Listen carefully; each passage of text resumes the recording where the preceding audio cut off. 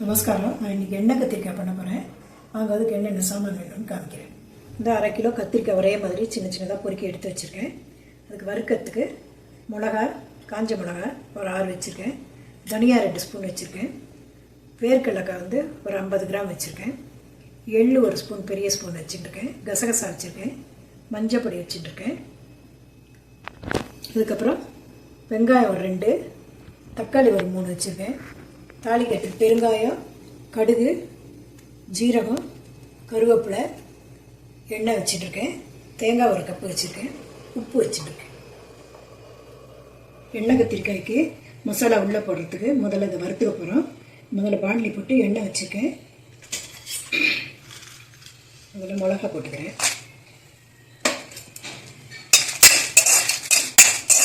இப்போ மிளகா வறுத்தாச்சு. தனியாக வறுத்துக்கிறேன். தனியாக வறுத்தாச்சு. அடுத்து வேர்க்கடலை போட்டுக்கிறேன்.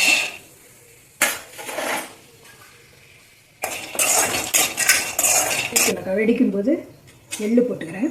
இதுலேயே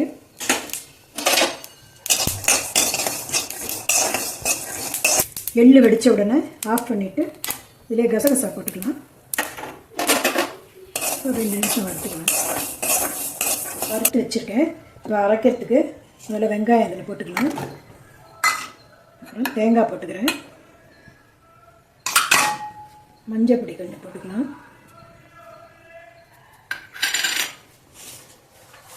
இந்த வறுத்த சாமான்கள் எல்லாம் இதில் போடலாம். மிக்ஸி ஜாரில் போட்டு வச்சுருக்கேன். இதில் 1 ஸ்பூன் எண்ணெய் விட்டுக்கலாம். மசாலா நல்லா ஒத்து வந்துடும். அதுக்கோசரம் இதெல்லாம் சேர்த்து கொஞ்சம் கெட்டியமாக அரைச்சிக்கோங்க. கத்திரிக்காய் உள்ளுக்குள்ளே வச்சு அடைக்கும்போது அது உட்கார்ற மாதிரி பண்ணிக்கோங்க. உங்கள்கிட்ட தனியா பொடி, மிளகா பொடி இருந்தால் நீங்கள் அதையே கூட போட்டுக்கலாம். நான் இன்றைக்கி தனியாவும் மிளகாயும் வறுத்து வச்சுருக்கேன். இதை அரைச்சிட்டு கெட்டியமாக உங்களுக்கு கொண்டு வந்து காமிக்கிறேன். இந்த மாதிரி குறைன்னு உப்பையும் இதுலேயே, இதுக்கு தேவையான அளவு எல்லா உப்பையும் இதுலேயே போட்டுட்டு அரைச்சி வச்சுருக்கேன். இதை கத்திரிக்காய் இது மாதிரி 4ஆக கட் பண்ணி வச்சுருக்கேன். பூச்சிலாம் எல்லாம் பார்த்து. இப்போ இந்த கத்திரிக்காய்க்குள்ளே இந்த மசாலாவை போட போகிறோம்.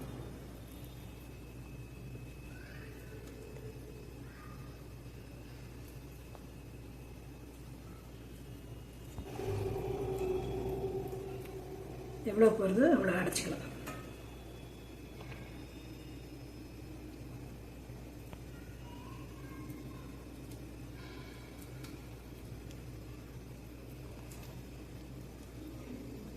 கத்திரிக்காய் எல்லா மசாலாவும் இது மாதிரி போட்டு அடைச்சி வச்சுருக்கேன். இப்போ குக்கரில் டைரெக்டாக நம்ம குக்கர்லேயே பண்ண போகிறோம். அதனால் குக்கரில் எண்ணெய் குத்தி வச்சுட்டுருக்கேன். கொஞ்சம் கூடவே ஆகும் எண்ணெய் குத்தி வச்சுருக்கேன். எண்ணெய் காஞ்செடுத்து கடுகு போடுறேன். கடுகு வெடிக்கட்டும். கடுகு வெடிச்சிட்டு இப்போ ஜீரகம் போடுறேன். பெருங்காயம் போடுறேன். கருவேப்பிலை போட்டுக்கலாம். தக்காளி பொடியை நறுக்கி வச்சுருக்கேன். இதையும்